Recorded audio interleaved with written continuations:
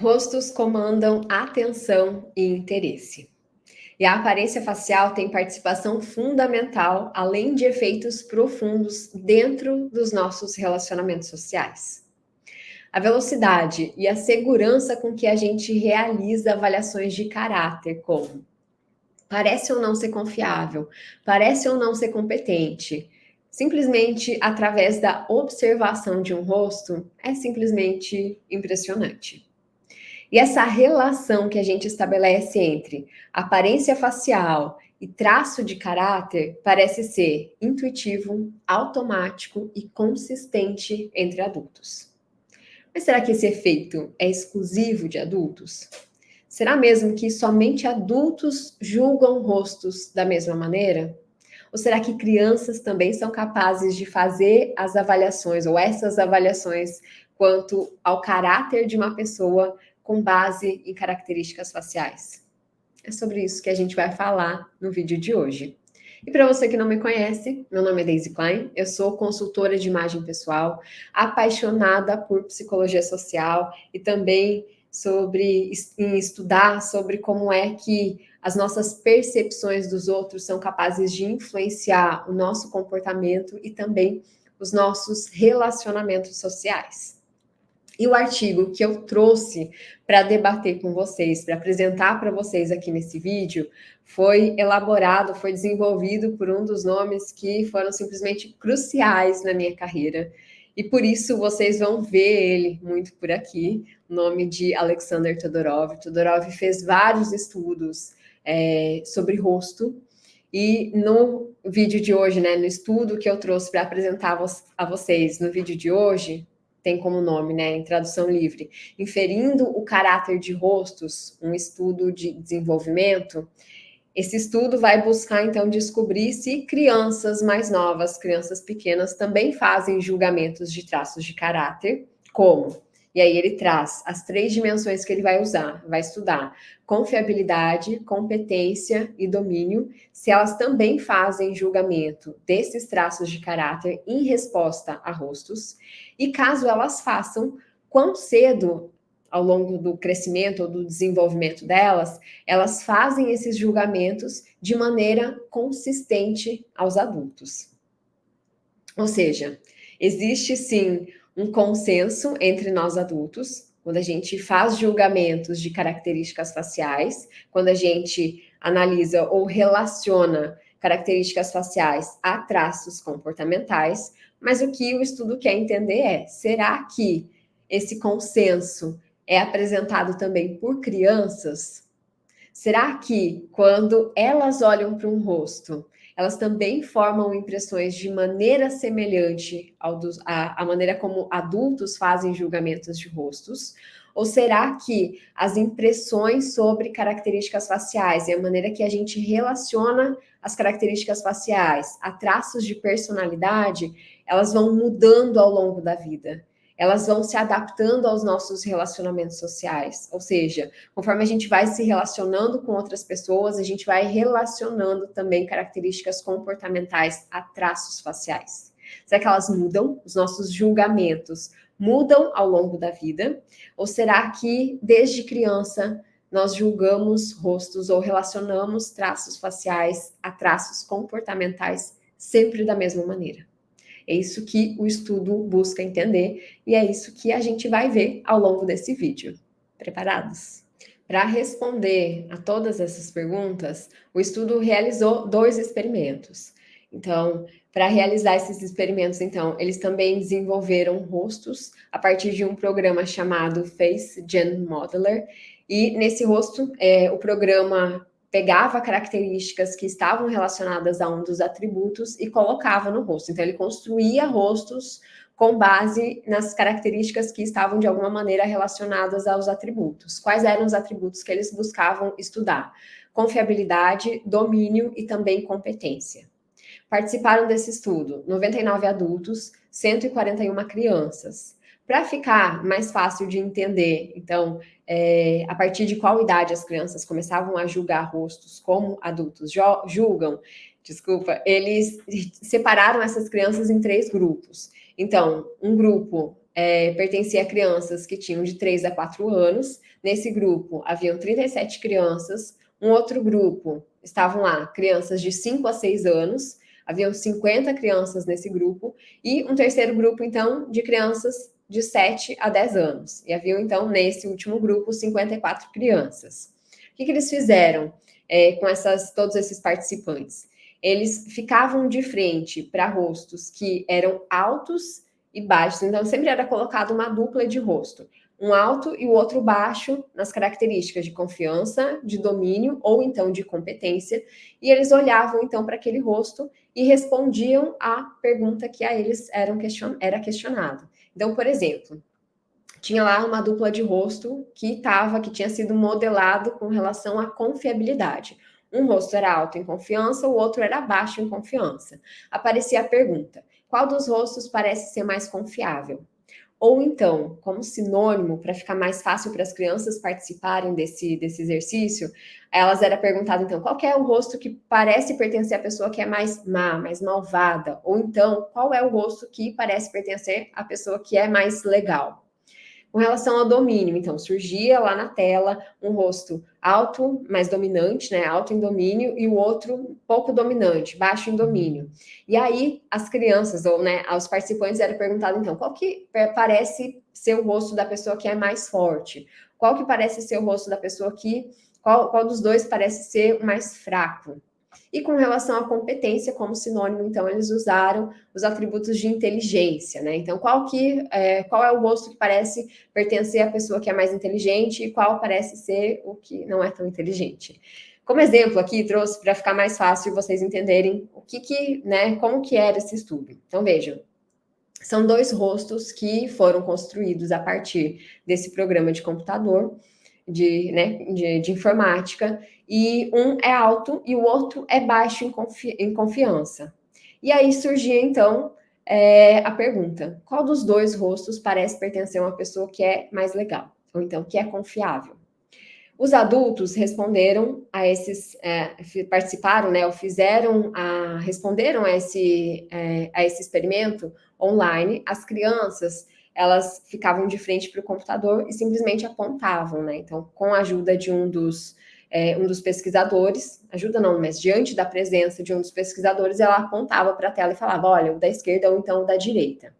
Bom, eu gostaria de fazer esse exercício com você. Se você se sentir à vontade, digita aí nos comentários e me conta qual, na sua opinião, parece ser o mais legal, ou então o mais confiável. Qual desses rostos te inspira mais confiança? Um outro exemplo, então, com relação ao domínio. Eles colocaram esses rostos, um alto em dominância, o outro baixo em dominância, e aí perguntavam, na opinião de vocês, né, ou na sua opinião, qual dessas 2 pessoas parece ser mais forte, ou então mais dominante? De novo, se você se sentir à vontade, comenta ali nos comentários. Qual dos dois homens parece ser mais dominante, ou então mais forte? Bom, aqui vocês já conseguem ver o resultado, né? Então, aqui estão os 3 grupos de rostos que variam em confiança, em dominância e em competência. Então, sendo os rostos do grupo de cima altos e os rostos do grupo de baixo baixos em cada uma dessas valências. Bom, como resultado, o que os pesquisadores perceberam foi que, embora as crianças de 3 a 4 anos tenham mostrado um consenso um pouquinho menor do que as demais faixas, as demais faixas etárias, desculpa, elas já tinham um nível de consenso muito alto. Então, ao olhar para cada grupo de rostos, todas elas votaram da mesma maneira, ou pelo menos 72% dessas crianças de 3 a 4 anos disseram que aquele rostinho que é alto em confiança, elas julgaram aquele rosto como sendo o rosto que era mais legal. Aquele rosto que é o alto em domínio foi votado para 72 crianças, 72% das crianças dessa faixa etária de 3 a 4 anos julgaram aquele rosto que é alto em dominância como sendo a pessoa que era mais forte. E o que é alto em competência como sendo o cara mais inteligente. Para as crianças de 5 a 6 anos, houve um consenso de 81%, de 7 a 10 anos, 88%, e para adultos, 89%. Ou seja, crianças de 7 a 10 anos estão ali, ó, com adultos, né? De perceber traços faciais e relacionar esses traços faciais a traços de caráter exatamente igual a adultos. Eles perceberam também ao longo desse estudo que existia um consenso maior nos julgamentos de confiança. Ou seja, ao olhar para um rosto e julgar se ele parecia ser mal ou bom, existia maior consenso. Ou seja, tanto crianças quanto adultos, eles tinham mais facilidade, ou todos eles olhavam, a grande maioria deles olhava para o rosto e falava: olha, isso daqui é o que parece bom, isso daqui é o que parece mal. Ou seja, levando os pesquisadores a chegar à conclusão de que os julgamentos de confiança, ou essa tendência, essa necessidade que a gente de separar a pessoa que é má da pessoa que é boa, acaba surgindo mais cedo ao longo do nosso desenvolvimento do que a nossa necessidade de julgar dominância ou competência, por exemplo. Isso provavelmente tem uma relação com a nossa necessidade de se proteger mesmo, para a gente entender, é o que a gente vem falando, né? O que eu venho falando ao longo dos vídeos. Entender a intenção do outro para a gente é muito mais importante do que entender se ele é ou não capaz de realizar a intenção. Então, essa necessidade que a gente tem de inferir a intenção do outro, saber se o outro tem boas ou más intenções para com a gente, ela acaba surgindo muito mais cedo ao longo do nosso desenvolvimento do que os demais traços de caráter ou as demais avaliações. Tendo em vista, então, a importância, até essa primazia dos julgamentos de confiança, os pesquisadores decidiram testar, então, se esses julgamentos de confiabilidade ou de benevolência, né, que separam as pessoas entre más e legais, se elas também aconteciam quando os participantes olhavam para rostos que variavam nas outras dimensões, ou seja, quando variavam em dominância e incompetência. Então, será que quando a gente olha para rostos que variam em dominância e variam em competência, a gente também consegue ter consenso nos julgamentos de confiabilidade? É isso que eles vão buscar nesse experimento 2. Nesse experimento participaram 301 adultos, 213 crianças. De novo, as crianças foram separadas nos 3 grupos, de 3 a 4 anos, 5 e 6 anos e 7 a 10 anos. Eles olhavam, então, para um conjunto de rostos e respondiam a pergunta. Então, um rosto... Vou dar um exemplo aqui para ficar mais fácil. Então, vejam aí. Temos uma dupla de rostos que foi construído através do programa de computador para variar em dominância. Então, temos o da esquerda, que é alto em dominância, e o da direita, que é baixo em dominância. Mas a pergunta que foi usada no teste não se relacionava à dominância, e sim à confiança percebida nesse rosto, a confiabilidade. Então, aparecia ali a dupla de rostos e a pergunta: qual dos 2 rostos parece pertencer à pessoa que é mais legal? E aí, na tua opinião? Se você se sentir à vontade, comenta aqui nos comentários. Qual desses 2 rostos parece ser da pessoa que é legal? E qual que parece pertencer ao cara que é mau? Bom, o que eles perceberam foi que a alta dominância fazia também com que a pessoa fosse percebida como má. E a baixa dominância com que ela fosse percebida como um indivíduo legal. Concordo plenamente aqui com isso, tá? Se vocês querem saber minha opinião, para mim o da direita parece ser o bonzinho e o da esquerda me dá, assim, essa sensação de ser um indivíduo, assim, um pouco mais mal, difícil de lidar. Aí, com relação à competência, então, eles fizeram o mesmo exercício. Então, colocaram essa dupla de rostos que varia em competência. Então, um rosto que foi construído através do programa para aparecer, para carregar muitos traços de competência, e o outro rosto que foi construído para carregar pouca competência ou baixa competência. E aí eles pediam, então, olhando para esses 2 rostos, qual que parece pertencer à pessoa que é mais legal, que é, né, é confiável, e qual parece pertencer à pessoa que não é tão legal, que ela é má, que é pouco confiável.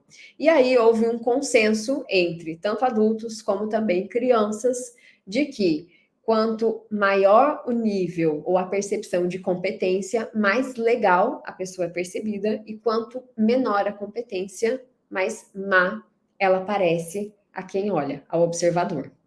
Aqui, nesse conjunto, eu discordo completamente. Para mim, a sensação que eu tenho é que a pessoa da direita me parece ser mais confiável, me parece ser mais legal do que a da esquerda. Então, nesse grupo aqui, eu provavelmente cairia naquela minoria da porcentagem que discorda, ou que foge à opinião do grupo, ou da maioria. Mas me conta aí nos comentários qual é a tua opinião. Na tua opinião, qual dos dois rostos parece ser mais legal, parece ser mais confiável? O homem da direita ou você está com a maioria e concorda que o homem da esquerda parece ser o mais confiável? Me conta nos comentários.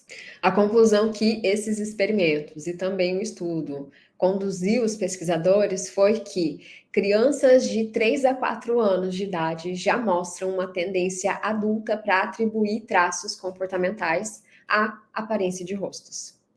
E atingem níveis totalmente adultos quando elas têm entre 5 e 6 anos de idade.